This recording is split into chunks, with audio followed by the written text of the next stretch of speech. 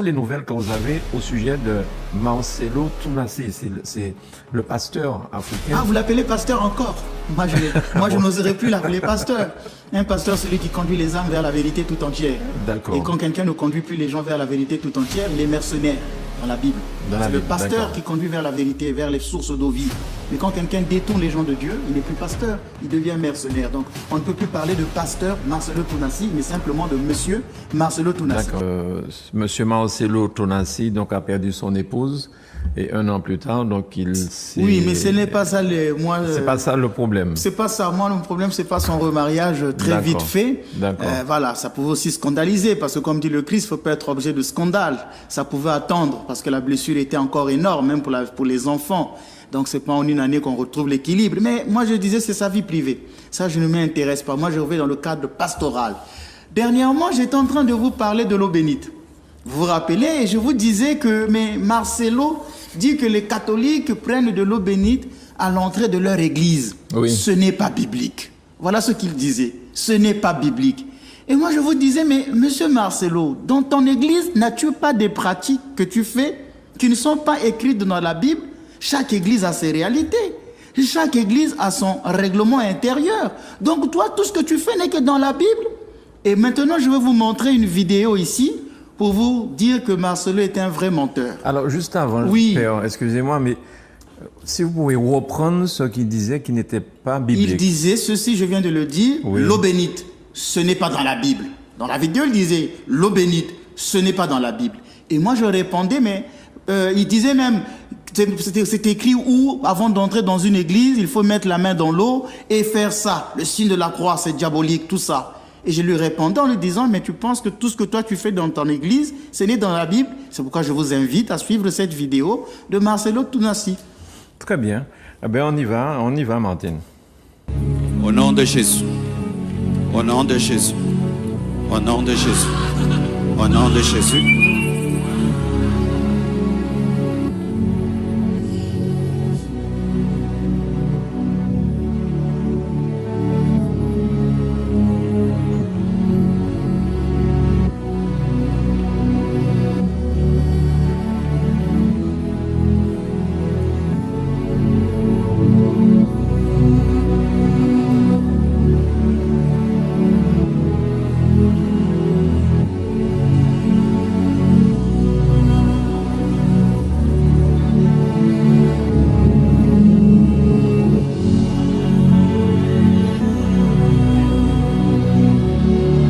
La foi, la foi, la foi, la foi.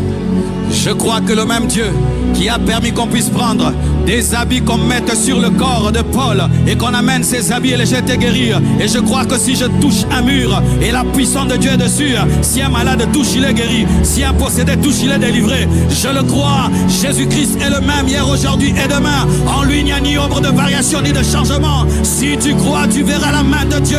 Je crois que Dieu n'est pas que le Dieu de Paul, il n'est pas que le Dieu de Pierre, il est aussi le Dieu de Marcelo. Et je crois que Dieu vous guérit, et je crois que Dieu vous délivre, et je crois que Dieu vous libère. Et je crois que vos vies soient bouleversées, révolutionnées, affectées, impactées au nom de Jésus.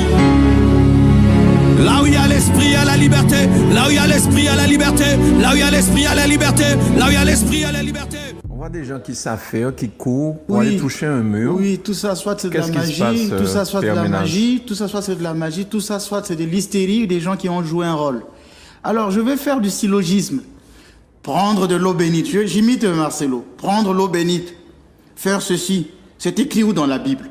Alors moi, je voudrais dire, aller toucher les murs, tomber, guérir. C'est écrit où dans la Bible?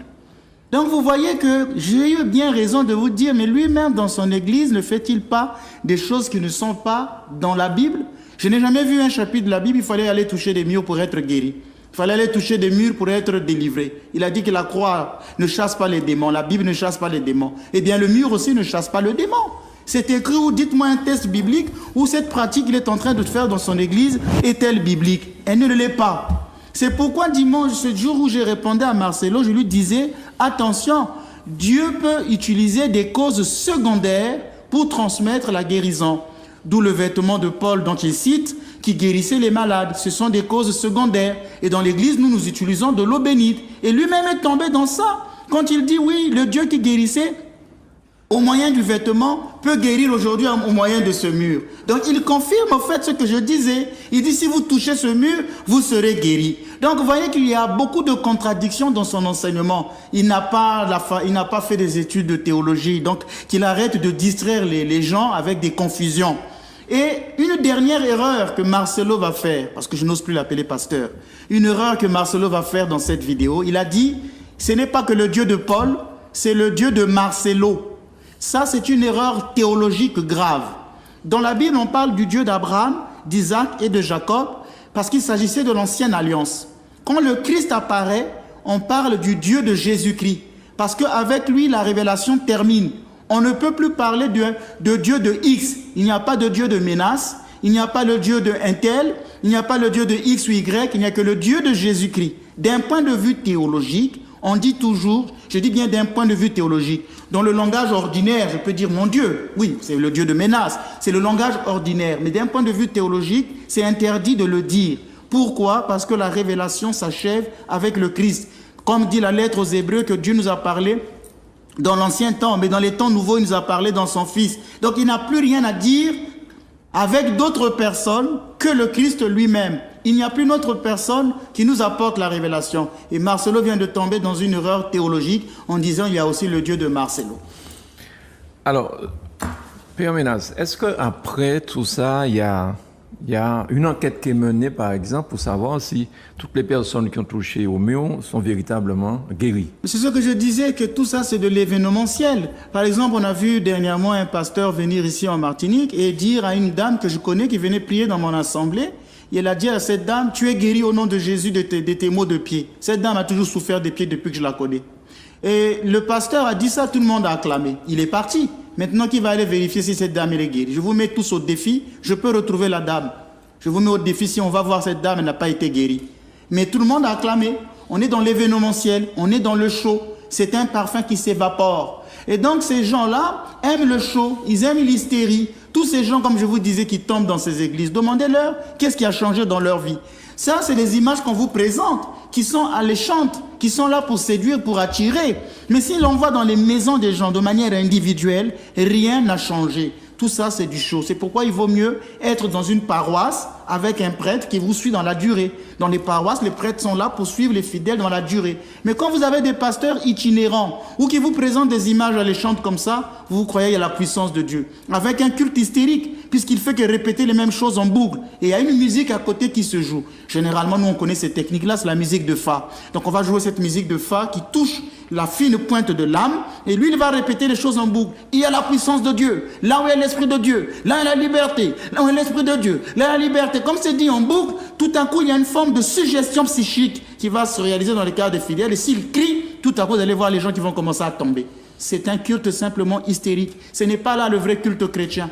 C'est peut-être de l'hypnose, c'est de l'hypnose, une forme d'hypnose, voilà. C'est tout ça, ce sont des phénomènes psychologiques. C'est pourquoi nous, dans l'Église orthodoxe, notre prière n'est pas basée sur les émotions. On interdit de faire travailler l'émotion. Et ça a été bien travaillé, mais malheureusement, au pays des aveugles bornérois. Et les gens continueront à aller là-bas, payer les dîmes, ainsi de suite, sacrifier leur argent. Ils vont rien obtenir. Ça, je vous dis, je suis prêtre, je sais de quoi je parle. On a vendu du rêve aux gens. Très bien, Père Ménas. Très bien. Alors, avant de savoir si la Bible a des erreurs, comment comprendre que la Bible soit inspirée par Dieu? Alors, ce n'est pas la Bible seulement qui serait inspirée de Dieu, parce que si l'on voit la Bible au sens du canon, comme je vous l'ai dit dimanche passé, oui, qu'attention, les Écritures existaient avant le canon, et que la Bible est un choix de livre. Donc, c'est toute Écriture qui est inspirée de Dieu. Pas la Bible seulement en tant que canon, que l'Église a défini et a donné en l'an 400 à ses fidèles. Donc, les Écritures ont été écrites sous l'inspiration du Saint-Esprit. Et donc, c'est parce que ces Écritures-là ont une inspiration divine qu'on dit que Dieu est l'auteur des Écritures. Le mot inspiration, ça vient du grec. Théopneu, stia. Vous avez trois mots, il y a théo ou phéo, il y a le pneu qui a donné l'air, le pneu, l'air, et le stia, c'est un suffixe pour faire une conjugaison des deux mots. Ce qui veut dire, c'est parler sous le souffle. Pneu. Donc, phéo, pneu, c'est parler sous le souffle de Dieu, le souffle de l'Esprit Saint. Et c'est Saint Paul qui va employer cette expression dans 2 Timothée 3, verset 16, il dit « Toute l'écriture est inspirée, pneu, inspirée par Dieu. Elle est utile pour enseigner, dénoncer le mal, comme je viens de faire pour Marcelo, dénoncer le mal, pour redresser, pour éduquer dans la justice. » Alors c'est ça le rôle de l'écriture. Donc il faut entendre par toute l'écriture, d'une manière collective. Donc l'écriture entière, d'une manière collective et aussi d'une manière distributive, c'est-à-dire toute écriture, non seulement toute l'écriture, mais toute écriture. Même par exemple les livres deutérocanoniques dont je parlais. Et j'ai aimé sur le dimanche passé une dame sur YouTube qui nous a posé une question. J'ai dit même une dame, je ne sais même pas si c'est une dame ou un monsieur. Peut-être j'ai parlé sous l'inspiration de l'esprit. Une personne posait les questions, mais pourquoi les Juifs eux-mêmes ont-ils donc rejeté ces livres-là, les livres deutérocanoniques? Et je voulais répondre, c'est tout simplement dû au nationalisme juif. Pour les Juifs, tout ce qui était en dehors d'Israël ne pouvait pas venir de Dieu. Donc les Écritures, comme ils sont nés sur la terre d'Israël, ceux-là sont reconnus. Par contre, les deutérocanoniques sont nés hors de la terre d'Israël. C'est ce nationalisme-là qui poussait les Juifs à dire que non, on ne peut pas reconnaître ces Écritures-là. Mais si vous vous rappelez la notion que j'avais développée sur la révélation, je vous disais qu'avant le Christ, Dieu s'est révélé à tous les peuples. Donc si on tient compte de cela, les livres deutérocanoniques sont aussi inspirés parce que Dieu s'est révélé à tous les peuples. Alors, toute écriture donc est inspirée de Dieu. Et Saint Pierre va le redire dans 2 Pierre 1, le verset 21. Saint Pierre dit « Puisque ce n'est pas par la volonté d'un homme qu'un message prophétique a été porté, c'est par l'Esprit Saint que des hommes ont parlé de la part de Dieu. » C'est par l'Esprit Saint que des hommes ont parlé de la part de Dieu. 2 Pierre 1, verset 21. Donc leur discours, leur enseignement, leur prédication provenait de l'inspiration du Saint-Esprit. Sous le nom de discours, il faut aussi entendre les écrits qui sont qualifiés ici de messages prophétiques. Saint-Augustin, c'est mon ami, vous le savez, monsieur Granier. Oui. Mon ami personnel. Je sais que vous l'aimez beaucoup. Oui, c'est mon ami. Saint-Augustin, c'est mon ami personnel. Je l'aime beaucoup. Saint-Augustin, vous savez qu'ici en Martinique, nous avons une relique de Saint-Augustin. C'est dans l'église qui se trouve vers la montagne Pelée, à la cathédrale Saint-Pierre, que Monseigneur Macaire avait inaugurée dernièrement. Il y a une relique de Saint-Augustin dans cette église. Dernièrement, le curé de cette paroisse m'avait bien reçu et m'a fait visiter l'église. J'étais très content, j'ai prié à l'intérieur. Je ne savais pas que mon ami Augustin était dans cette église. Saint-Augustin, c'est mon ami personnel. Je remercie Monseigneur Macaire, l'archevêque catholique d'ici, d'avoir eu cette grâce, d'avoir ramené cette relique ici en Martinique. C'est pourquoi c'est mon ami. Alors, Saint-Augustin a insisté sur ce facteur divin. Pour lui, les saints livres sont l'œuvre des mains de Dieu. Saint Augustin dit que les Écritures sont les œuvres des mains de Dieu. Les livres saints sont l'ouvrage des doigts de Dieu, puisqu'ils sont écrits par le Saint-Esprit qui animait les saints et agissait en eux. Donc Saint Augustin voit dans les livres saints, les livres qui sont écrits par les doigts de Dieu. Il décrit avec plus de précision l'action divine quand il insiste particulièrement sur les 3 éléments suivants. Il va insister sur 3 éléments.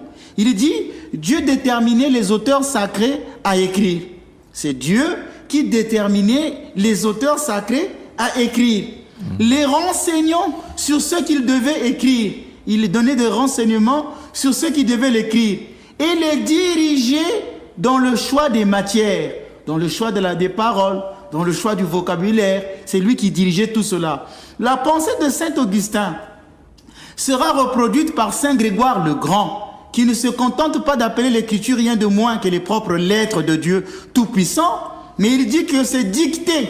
Il emploie le mot dicté, c'est-à-dire commandé par Dieu. Donc pour Saint Grégoire le Grand, les Écritures ne sont une dictée de Dieu. Donc on verra que celui qui reçoit l'écriture, l'inspiration, a une forme d'extase. Cette extase, c'est comme une sortie de soi. Donc Dieu, dans cette extase, va choisir les mots, les paroles qu'il devra employer. Ils sortent d'une certaine façon d'eux-mêmes. C'est pourquoi il parle d'eux comme il parlait d'un autre.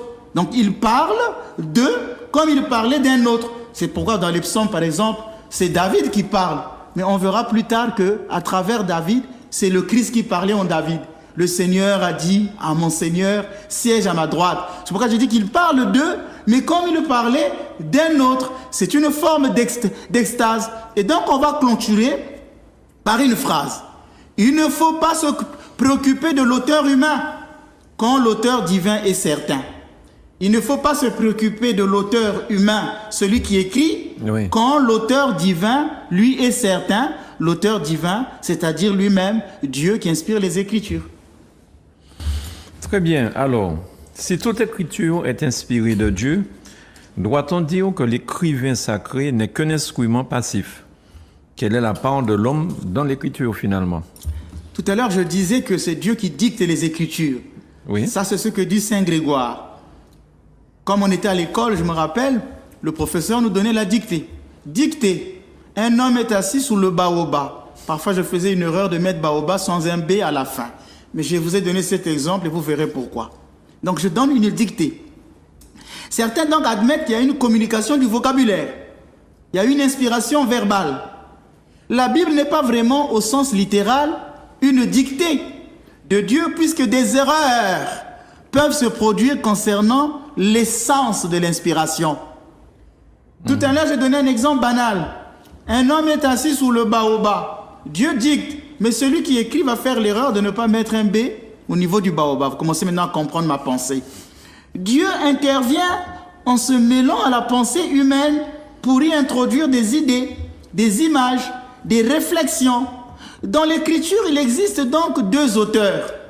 Dans l'Écriture, il existe deux auteurs. Un auteur divin, qui est Dieu lui-même, mais un auteur humain, celui qui écrit. Il faut cependant, étant donné que l'inspiration est un charisme personnel, placer l'auteur divin au premier rang. D'où la Bible n'aura pas d'erreur, parce que l'auteur divin, lui, il est au premier rang. Mais celui qui va exprimer peut faire des erreurs. Mais ce n'est pas ce qui compte. C'est pourquoi tout à l'heure, je vous disais, il ne faut pas se préoccuper de l'auteur humain quand l'auteur divin, lui, est certain. La Bible a-t-elle des erreurs? Donc, allons-y. Il ne faut donc pas se préoccuper de l'auteur humain quand l'auteur divin est certain. Dieu n'est pas cependant donc l'auteur exclusif, puisque je viens de vous dire qu'il y a deux auteurs. Il y a la part de Dieu, il y a la part de l'homme. Cela ne veut pas dire que les écrivains sacrés ne sont que des instruments passifs qui obéissent à une forme de dictée. Mais ce sont des personnes pensantes et libres. Dieu a créé l'homme libre, avec son intelligence, avec sa pensée. Il y aura donc ce qu'on appelle en théologie grecque une certaine synergie. La synergie, c'est l'action conjointe, la collaboration, une part de Dieu et une part de l'homme. Comme quand le Christ va faire le miracle à Cana, il y a une synergie, aller puiser de l'eau. Dieu, le Christ va faire le miracle, mais le miracle ne vient pas cumulus nimbus. Il faut la part de l'homme. L'homme doit puiser l'eau. Ça, c'est la part humaine, c'est de la synergie.